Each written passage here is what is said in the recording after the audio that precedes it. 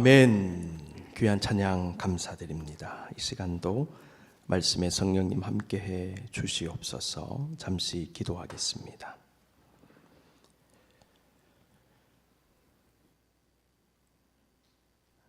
고요한 주일 아침 예배의 은혜를 주시니 감사합니다. 세상에 많은 이야기들이 있고 수많은 일들이 진행되지만 우리의 시간을 구별하여 하나님께만 드립니다. 주님께 집중하게 하시고 세미한 음성 귀 기울일 때에 성령님이여 감화감동하시고 주의 말씀으로 소성케 하옵소서.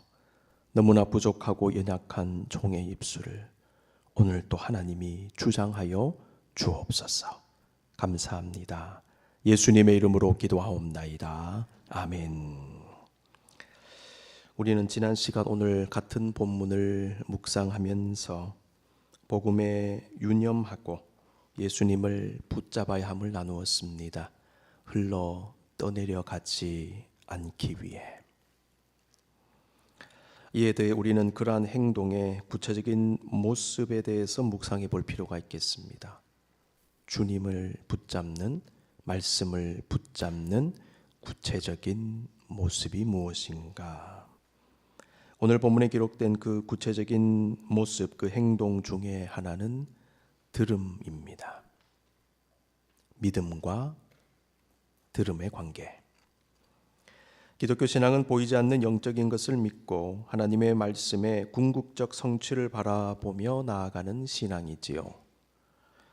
이러한 기독교 신앙의 속성 중에 하나가 뭐냐면 들음으로 믿음을 가지는 겁니다. 들음으로 신앙을 유지하고 증진시켜 나가는 것입니다. 그래서 여러분 지금 이 시간 듣고 계십니다. 오늘 본문도 우리에게 이 사실을 다시 생각해 보게 합니다. 저자는 들은 것에 유념하라고 했습니다.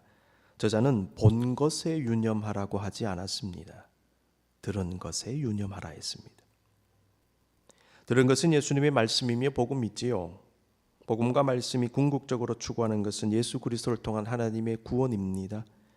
그 구원은 이미 이루어졌습니다. 그럼에도 불구하고 아직 완성되지 않았으므로 종말에 이루어질 그 궁극적 완성을 향하여 우리는 나아가고 있습니다. 바울은 고린도전서 13장 12절 말씀에서 우리가 지금은 거울로 보는 것 같이 희미하나 그때는 얼굴과 얼굴을 대하여 볼 것이요 지금은 내가 부분적으로 하나 그때는 주께서 나를 아신 것 같이 내가 온전히 알리라 말씀했습니다. 우리는 예수님께서 재림하신 후에 그분을 뵐 뿐만 아니라 모든 것이 완성되어 얼굴과 얼굴을 대하여 보는 것 같이 모든 것을 알 수 있는 그때가 오기 전까지는 말씀과 성령의 역사로 영적인 것을 믿음의 눈으로만 바라볼 뿐 우리의 육의 눈으로는 볼 수가 없습니다.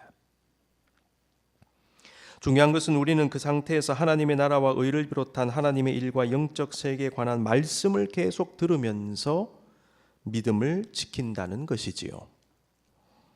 기독교 신앙은 육안으로 보면서 믿는 것이 아닙니다. 보지 않고 믿습니다. 영의 눈과 믿음의 눈으로 보고 인식하는 신앙이 기독교 신앙입니다. 예수님은 의심하는 도마에게 이렇게 말씀하셨습니다. 너는 나를 본고로 믿느냐? 보지 못하고 믿는 자들은 복되도다. 우리는 지금도 예배 중에 말씀드리면서 주님과 교통하고 있습니다. 들음으로 우리의 신앙을 다지고 있습니다. 자, 이런 의미에서 오늘 본문에 기록된 우리는 들은 것에 더욱 유념함으로 라는 말씀은 기독교 신앙의 본질, 우리의 신앙의 여정의 중요한 속성을 드러낸다 하겠습니다.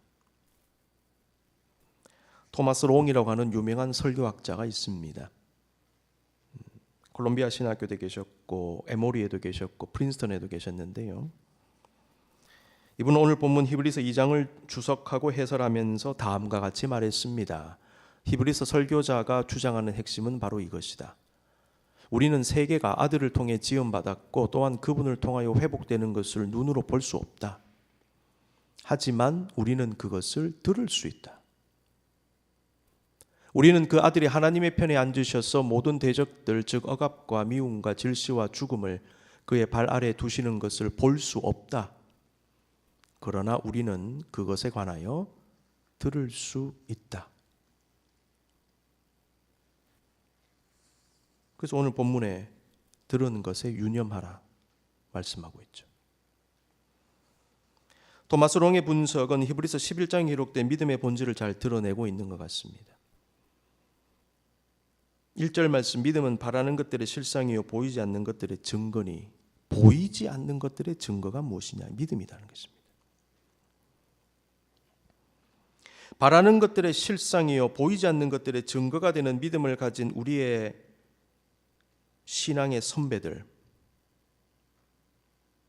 보지 않고 믿었던 우리의 신앙의 선배들, 그들은 결국 눈으로 보았기 때문이 아니라 말씀을 들음으로 믿음을 가진 사람들이었고, 그들은 죽을 때까지 말씀을 주목하여 들음으로 믿음을 지킨 사람들이었습니다. 우리가 지금 그 길을 가고 있습니다. 그러므로 오늘 본문이 중요합니다. 히브리서 저자는 믿음의 핵심인 말씀을 잘 듣고 주목하는 것을 강조하면서 들은 것에 더욱 유념하라고 한 것입니다. 자, 믿음과 들음의 관계. 두 번째, 들은 것에 유념하고 실천하는 의지를 생각해 보게 합니다. 말씀을 듣는 것의 영적 효과는요, 들은 말씀 붙잡고 실천할 때 효과가 나타납니다. 듣고 그냥 끝나면 효과가 나타나지 않죠. 언제 말씀의 효과가 나타나느냐? 들은 말씀 실천할 때 효과가 나타납니다. 근데 여러분, 이때 필요한 것이 뭐냐 하면 의지입니다. 의지. 어떤 의지요? 실천의 의지요. 지난 시간 우리는 집중력에 관해서 말씀을 나누었는데, 집중력과 긴밀한 관계 속에 있는 게 뭐냐면요, 의지예요. 무엇을 성취하기 위해 집중하는 것은 강한 의지력을 가지고 몰입하는 겁니다. 강한 집중력을, 강한 의지력을 가지고 몰입하는 거, 이게 집중입니다. 집중을 원하는 사람은 강한 의지가 필요해요. 영어 표현에 will to do라는 표현이 있죠. 이것은 무엇인가를 행하고 성취할 수 있는 결단 혹은 강한 갈망과 의지를 표현하는 표현입니다. will to do. 하고자 하는 의지. 이런 무엇을 이루기 원하십니까? will to do가 필요합니다. 이것을 가지고 집중함으로 이루게 되는 겁니다. 하나님은 이 세상을 섭리 가운데 다스려 나가실 때에 하나님의 will to do를 가지고 역사하셨음을 보게 됩니다. 민수기 23장 19절을 보십시오.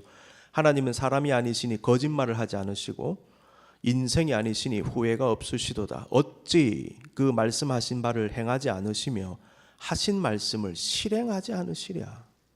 하나님의 강한 의지를 보게 됩니다. 히브리서 저자는 고난과 혼돈의 상황 속에서 믿음 지키고 복음을 붙잡는 삶이 말같이 쉽지 않은 상황, 떠내려갈 것 같은 위기 속에서 어떻게 할 것인가, 그러면 강한 의지를 가지고 붙잡으라고 얘기한 겁니다.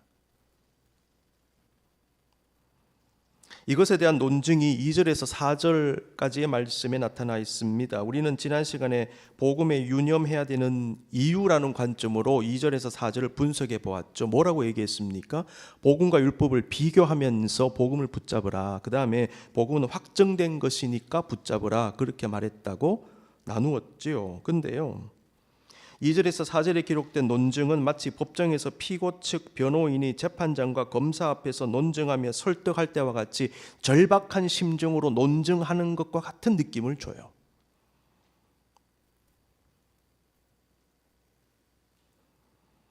저자는 히브리서를 읽고 듣는 성도들이 강한 의지를 가지고 복음에 유념하기를 원했던 것입니다. 오늘을 살아가는 우리에게도 will to do가 필요합니다. 은퇴를 하셨건 은퇴를 하지 않으셨건 현직에 계시든 아니든 관계없습니다. 우리의 삶에는요, will to do가 필요합니다. 이게 무너지니까요, 삶이 무너지고 인생이 무너집니다.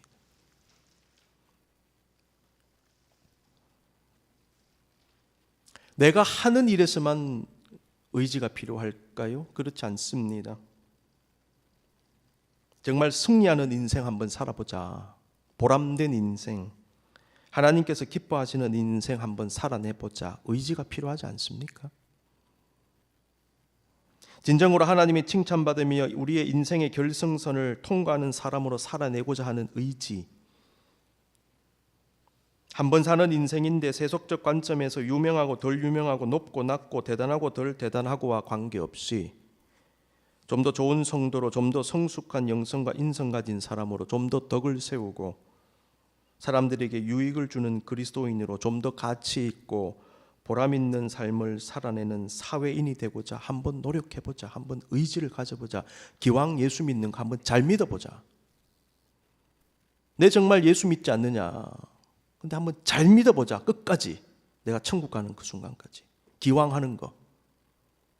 내 기왕 이 일 시작했는데 한번 잘해보자. 내 공부하는 거 기왕 시작했는데 유학 갔는데 한번 잘해보자. 의지 필요하지 않습니까? 여러분 이게 있어야 뭘 하잖아요. 신앙생활 한번 제대로 해보자. 정말 이것도 아니고 저것도 아닌 신앙생활, 크리스찬인지 아닌지 분간이 안 되는 그런 신앙생활이 아니라 진짜 크리스찬 한번 돼보자.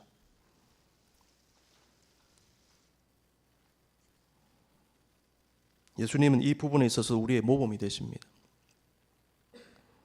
주님은 강한 의지로 공생의 삶을 감당하셨습니다. 얼마나 힘드셨겠습니까? 근데 우리는 예수님의 그 의지의 측면을 한번 꺼내가지고 깊이 묵상해 볼 필요가 있어요. 주님이 당하신 인간적인 고뇌와 그 모멸감과 수모와 복잡한 일들, 경제적인 문제들까지 다 있었을 거예요. 근데 그것을 강한 결단으로, 의지로, 불굴의 투지로 견디셨지 않습니까? 마지막 순간에는 엄청난 고난을 당하셨는데 육체적인 힘으로 감당하기 어려운 고난이 있죠. 그래서 목숨이 끊어졌지 않습니까? 근데 그걸 감당하신 것입니다. 뭐로 감당하십니까? 의지력으로 감당하십니다. 물론 신적인 능력이 있었겠죠. 근데 육신을 가지고 있기 때문에요. 육신의 연약함을 극복하고자 하는 그 의지가 있었다는 거예요. 우리 정통교리는 예수님은 완벽한 인간, 완벽한 하나님이십니다. 이거 부인하면 이단입니다. 이게 예수 그리스도의 두 본성론이라고 얘기합니다. 이것 때문에 초기 교회에서 학자들이 엄청 싸웠어요. 어떻게 하나님이 인간이고 인간이 하나님이냐. 근데 이게 정통교리가 됐죠. 두 본성론입니다. 그래서 우리는 두 측면을 다 봐야 됩니다. 하나님의 신적, 예수 그리스도의 신적 측면과 함께 인적 측면을 같이 봐야 되는데, 인적 측면을 볼 때 우리가 반드시 봐야 되는 게 인간으로서 얼마나 힘드셨냐 말입니다. 근데 어떻게 그걸 견디셨냐 말이죠. 그래서 우리는 예수 그리스도의 의지, 그 부분을 우리가 좀 주목할 필요가 있는 것이죠. 이러한 모습이 우리에게 강한 도전을 주는 것입니다. 우리에게 이러한 거룩한 의지와 투지가 있습니까? 그리스도의 길을 따라야 하는 우리도 다양한 종류의 영과 육의 고난을 겪을 수가 있는데, 겪고 있는데 우리도 주님처럼 강단 있게 통과해 낼 수 있지 않아야 되겠습니까? 하나님의 도움을 구하면서. 그래서 히브리서 저자는 12장 3절에서 너희가 피곤하여 낙심하지 않기 위하여, 이 말은 너희가 피곤할 수 있다, 낙심할 수 있을 것이다. 그런데 그렇게 되지 않기 위하여 죄인들이 같이 자기에게 거역한 일을 참으신 일을 생각하라. 예수님의 투지를 생각해봐라. 예수님의 견디심을 한번 생각해봐라. 그러고 격려한 것입니다. 우리가 약해질 때, 주저앉고 싶을 때, 소망을 잃을 때 주님을 더 생각할 때입니다. 주님을 더 바라보고 기도하고 매달릴 때입니다. 주님은 반드시 우리를 일어서게 하실 것입니다. 여러분, 삶의 문제, 육적인 문제가 힘들 때 영적으로도 물러나고자 하는 마음이 들어요. 그러지 마십시오. 육은 힘들어도요, 삶의 문제는 어려워도요, 육적으로 물러나시면 진짜 다 끝납니다. 육이 힘들어도 영적으로 더 나가고 더 주님 매달리면 육의 문제까지 해결되는 거예요. 영적인 힘이 이 육의 문제를 끌어올리는 것입니다. 어렵고 힘들 때 물러서지 마십시오. 영적으로, 신앙적으로. 잘못하면요, 둘 다 잃어버려요.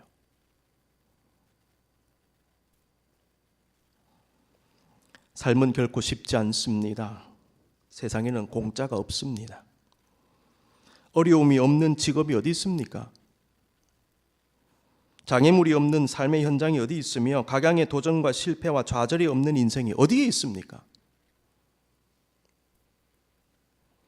결국 우리는 그 모든 것을 통과하고 딛고 일어서며 극복하여 나가야 하는데, 그때 우리에게 필요한 것이 믿음이고 주님께서 주신 강한 의지인 줄로 믿습니다.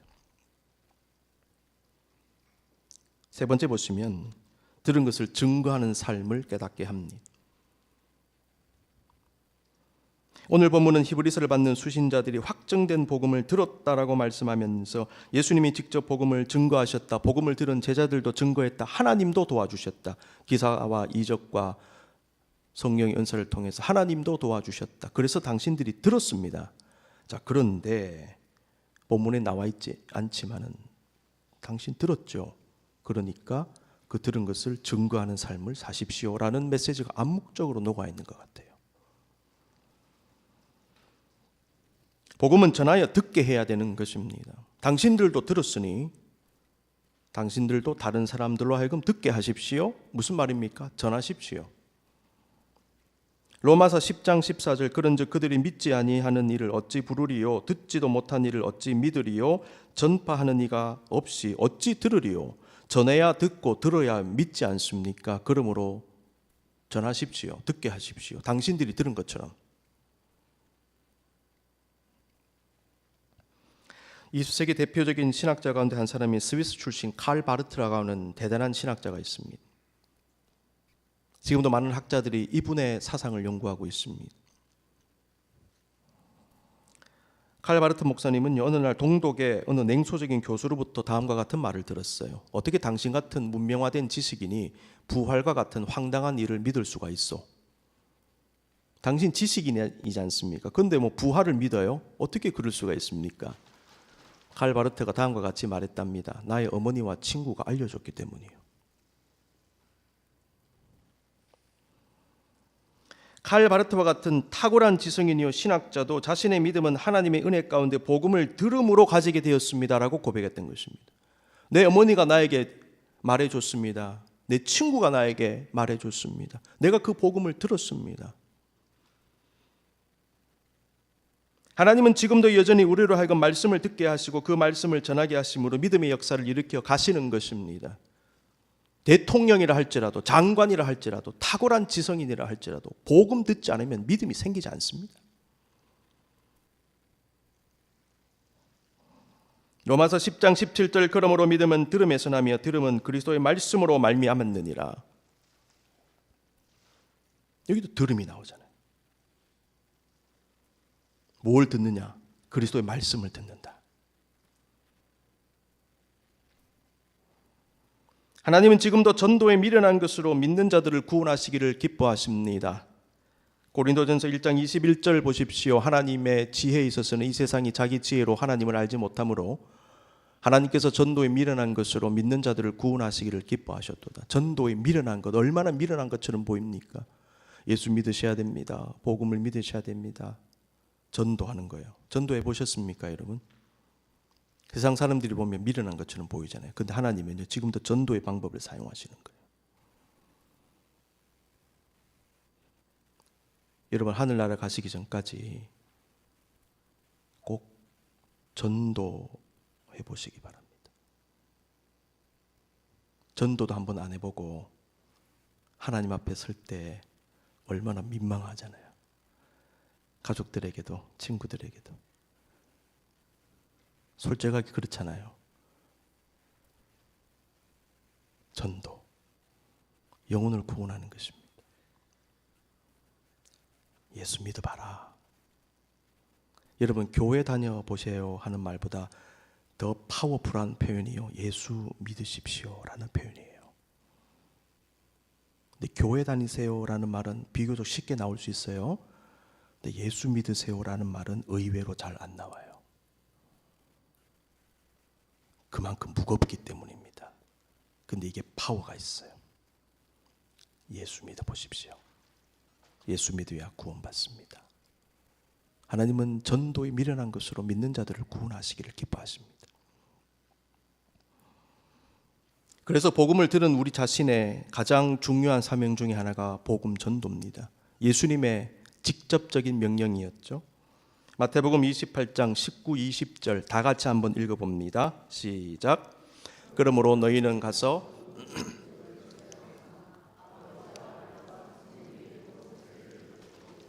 내가 너희에게 분부한 모든 것을 가르쳐 지키게 하라. 볼지어다 내가 세상 끝날까지 너희와 항상 함께 있으리라 하시니라. 아멘. 마지막 네 번째, 들을 것과 들어서는 안 되는 것, 붙잡을 것과 흘려보낼 것이 있습니다. 들은 것에 더욱 유념하라는 말씀 속에는요, 듣지 않아야 되는 것은 듣지 말라는 얘기가 들어있어요. 유념해서는 안 되는 것은 유념하면 안 된다라는 메시지가 들어있습니다. 그것에 유념하라, 이 말은 다른 유념하면 안 되는 것을 유념하면 안 된다라는 말이 녹아 있어요. 그래서 여러분 성경을 묵상하셔야 됩니다. 표면적으로 나타나 있는 문자적인 표현에서 받는 메시지가 있고 그 이면에 감추어진 메시지가 있거든요. 그거는 묵상해서 꺼내야 되는 것입니다.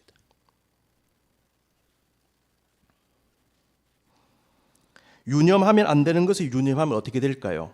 그것이 우리를 흔들고 그 다음에 유념해야 되는 것에서부터 떨어져 나가게 합니다. 그 당시 성도들을 흔들고 떠내려가게 하는 것이 여러 가지가 있었는데 오늘 본문에서 드러나고 있는 것이 천사 숭배입니다. 어떻게 알 수 있냐 하면 히브리서 1장 말씀에 천사 숭배에 관한 말씀이 나오면서 지난 시간에 말씀드린 대로 구약적 요소들보다 뛰어난 예수 그리스도를 선포하고 있잖아요. 유대인 출신 그리스도인들 아닙니까? 대상자들이. 그렇죠. 그러니까 구약적인 요소를 굉장히 중요하게 생각했는데 예수님은 구약적 요소들보다 더 뛰어나다라고 말하면서 예수님을 잘 믿어야 된다라고 얘기했던 것이죠. 근데 그 중에 하나가 뭐냐면 천사입니다. 근데 그 당시 많은 유대인들이요, 천사 숭배에 빠져 있었던 것 같아요. 천사 숭배가 왜 문제가 되느냐? 첫 번째, 우상 숭배이기 때문에 그렇죠. 두 번째, 예수 그리스도를 향한 순전한 믿음에서 떨어져 나가게 하기 때문이에요. 우리는 들은 것에 더욱 유념함으로라는 말씀은 천사 숭배와 같은 것이 예수님과 그분의 말씀을 향한 집중을 흐트러뜨리도록 내버려 두지 마라 라는 메시지 받게 됩니다. 주님께 더욱 주목함으로 떠내려가지 마라 라는 거죠. 우리가 이 부분을 깊이 묵상할 때 깨달을 수 있는 것은 우리 자신이 흘러 떠내려가면 안 된다는 말씀과 함께 우리가 붙잡아서는 안 되는 것을 흘러보내야 된다. 이런 메시지도 얻게 돼요. 이것에 유념하지 말고 예수님께 유념하라. 그러면 떠내려가지 않을 것이다. 두 번째, 떠내려가지 않도록 예수님 붙잡되 너희를 떠내려가게 할 수도 있는 것을 붙잡지 않고 그것은 떠내려가게 하라. 여러분, 우리 삶에는 취할 것이 있고 버릴 것이 있습니다. 반드시 붙잡을 것이 있어요. 그런데 놓아야 할 게 있습니다. 버려야 할 것. 흘려보내면 안 되는 것들이 있어요. 그런데 흘려보내야 할 것들이 있습니다. 성공하는 인생 살기 위해서는요, 취사 선택을 잘 하셔야 합니다. 취사 선택이란 말을 아십니까? 취할 것은 취하고 버릴 것은 버린다는 말이 취사 선택이에요. 우리는 모든 것을 다 선택하고 다 가지고 갈 수 없습니다. 그러므로 취사 선택해야 됩니다. 그런데 많은 사람들이 취사 선택이 잘 안 됩니다. 우리는 정말 필요한 것, 중요한 것을 잘 선택하고 붙잡으며 살아가야 하는데 그 과정에서 어떤 일이 일어나야 되냐 하면 버려야 될 것은 잘 버려야 되는 것입니다. 예수님께 집중하는 사람은 죄악된 세상 것에 집중하면 안 됩니다. 복음의 말씀을 붙잡고 나 자신이 떠내려가지 않기 위해 애쓰는 사람은 불필요한 다른 것들은 내려놓을 수 있어야 하죠. 늘 말씀드리지만 예수님의 그 중요한 말씀, 너희가 두 주인 못 섬긴다. 물질과 주님을 같이 섬길 수는 없다. 둘 중에 하나를 포기해야 된다. 근데 뭘 포기해야 됩니까? 주님을 포기합니까? 아니죠. 물질을 포기하는 거죠. 내려놓아라. 포기할 것을 다른 표현으로 잘 흘려 보내라. 그리고 너희는 흘러 떠내려가지 마라. 여러분, 부질없는 것들 흘려 보내셔야 돼요. 영국의 대표적인 풍자 시인이 있습니다. 고대 그리스 영웅서사시 일리아드나 또 오디세이 같은 작품을 영어로 번역을 해서 유명해진 분이라고 하네요. 알렉산더 포프라는 분이 있습니다. 1688년에서 1744년까지 사셨는데요. 이분이 쓴 시 가운데 고독의 노래라는 시가 있는데 그 일부를 제가 한번 소개합니다. 시간이 흐르고 하루 또 한 해가 조용하게 흘러갈 때 무심코 세월을 보내는 사람은 정말로 행복하네. 건강한 몸, 평화로운 마음으로 세월을 떠나 보내는 밤에는 깊은 잠을 즐기고 낮에는 생각하며 평온을 즐기네. 휴식은 얼마나 감미로운가. 순수와 고결 속에 잠기는 명상은 얼마나 즐거운가. 이 시의 핵심은 안분지족이라고 합니다. 안분지족이 무엇인가? 편안한 마음으로 분수를 알고 넘치는 욕심 내지 않고 자신의 처지를 잘 파악하여 자족하며 살아가는 것을 안분지족이라고 얘기합니다. 불필요한 욕심 갖지 말고 자기 분수를 잘 알고 그 다음에 자기 삶에 만족하는 것. 그때 행복이 깃들 것이다. 그거죠. 사실 알렉산더 포프는 장애인이었다고 합니다. 결핵 합병증에 걸려서요. 곱사등이 되어버렸어요. 곱사등 아십니까? 등이 이렇게 휘어지는 거예요. 다리를 굉장히 심하게 절었답니다. 로마 가톨릭 신자였던 그는 구교와 신교 갈등 속에 핍박을 받아 교육의 기회를 박탈당하고 부동산 상속을 금지당하여 빈곤의 고통도 당했습니다. 그럼에도 불구하고 그는 독학으로 당대 최고의 시인이 됩니다. 그런데 이분의 작품을 보면요, 놀랍게도 긍정과 만족과 행복을 노래했대요. 이 시도 마찬가지입니다. 그렇게 가난하고 힘들고 몸이 곱사등이 돼가지고 다리를 절면서 장애인으로 살았는데 어떻게 그의 작품 세계는 긍정이 가득하고 만족이 가득하고 행복이 가득하냐. 저자는 고난의 세월이지만은 무심코 세월을 보내는 사람이야말로 행복하다 말했습니다. 무심코 세월을 보내는 사람. 이게 무슨 말입니까? 세월을 잘 흘려보낸다는 것은요, 집착과 욕심을 버린다는 말입니다. 붙잡지 않는 거예요, 그것들을. 세월을 잘 흘려보낸다는 것은 순리대로 산다는 것을 의미합니다. 여러분, 우리는 무엇을 억지로 하려고 하고 억지로 잡으려고 해서는 안 됩니다.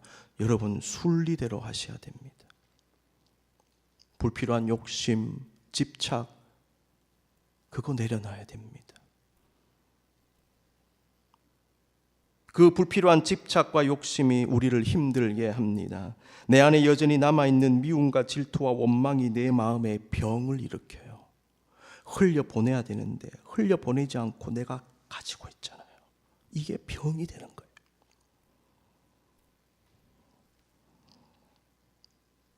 내가 흘려보내지 못한 많은 것들이 결국은 나의 발목을 잡습니다. 가야 할 곳으로 못 가게 합니다. 행해야 할 것들을 행하지 못하게 합니다. 누려야 할 것들을 못 누리게 하는 것입니다. 누릴 수 있는데 못 누리게 해요. 그것이 나를 붙잡고 있어요.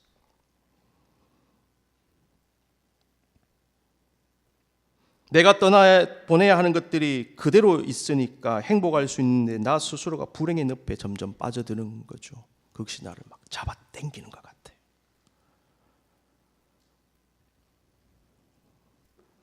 강물은 흘러야 강물이듯이 마음의 물도 계속 흘러야 합니다.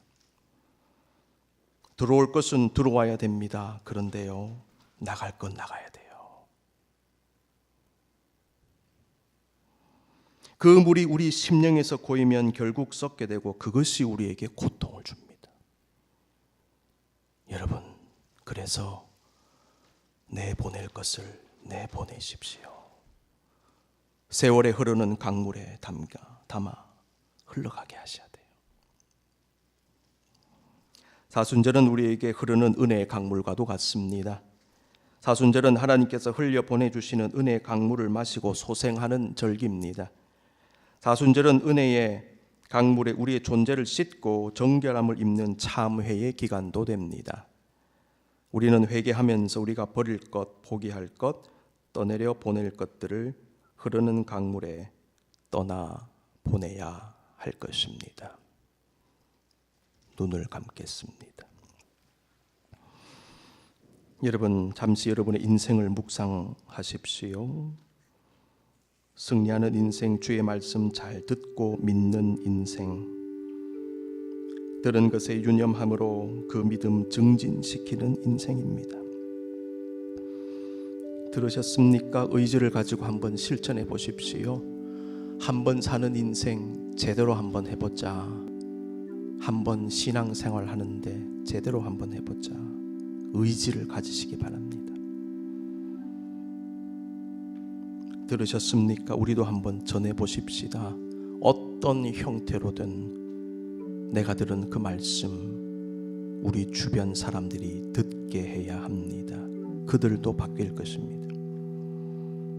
승리하는 인생은 주님 말씀 붙잡고 흘러 떠내려가지 않는 인생입니다. 동시에 흘러 떠내려 보낼 것은 잘 보낼 줄 아는 인생입니다. 정말 행복한 인생은 내 마음에 세상 어떤 것이 아니라 오직 예수 그리스도만이 거하실 수 있도록 내 마음에 귀한 자리를 마련하고 그곳에 주님을 온전히 모시는 인생입니다. 다른 것들은 다 흘려보내고 오직 예수님만 내 안에 거하시옵소서. 주님만 붙잡고 주님과 함께 내가 떠내려가지 않기를 원합니다. 하나님, 내 마음에 깊이 좌정해 주시옵소서. 잠잠히 기도하겠습니다.